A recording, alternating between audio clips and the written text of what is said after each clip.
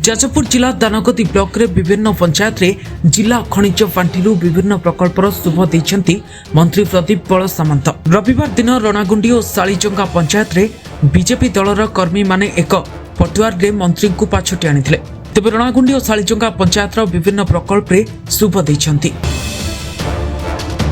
सुकिंदा विकास नहीं दानगदी ब्लॉक रे बीजेपी तार कार्यक्रम आरंभ करिछे एवं आगकू एभली करिबो बोली मंत्री कहिसंती। शुभ देवा सहित मोहन सरकार को अनेक योजना विषय साधारण लोकों सह आलोचना करथिले। तेबे साधारण लोकों पई ओडिशा सरकार अनेक योजना करिसेंती बोली कहिथिले।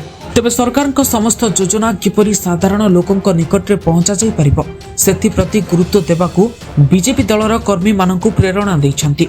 तेबे उक्त माराथन उद्घाटन उत्सव रे मंत्री प्रतिनिधि प्रशांत राय, सुधांशु भंज, मंडल सभापति अजित दास, संजय कुमार महाती, रविंद्र जेना प्रमुख जोग देथिले। पंचायत सब पंचायत रे शिलान्यास करियार प्रस्ताव अछि किंतु समय अभाव गोटे गोटे पंचायत करूछि। आज रणागुंडीर 3टी जगह शिलान्यास करागला एवं शाली जगह 4टी जगह हबो टोटाल 7टी जगह। कारण आउरी बहुत थिला 11-12टी थिला 2टी पंचायत रे मिसिकी किंतु जेहेतु 4टा बेले हमर धान किनिया पई पैडी प्रोक्योरमेंट पई अर्जेंट मीटिंग डकाई 4टा बेले तेणु एठी जहाले 1:30 सुधा जेहेतु सुकिंदा छाड़ी भुवनेश्वर पहुंची 4टा पूर्व से सब कार्यक्रम को कमा जाए बर्तमान 7टी समझे शिलान्यास कर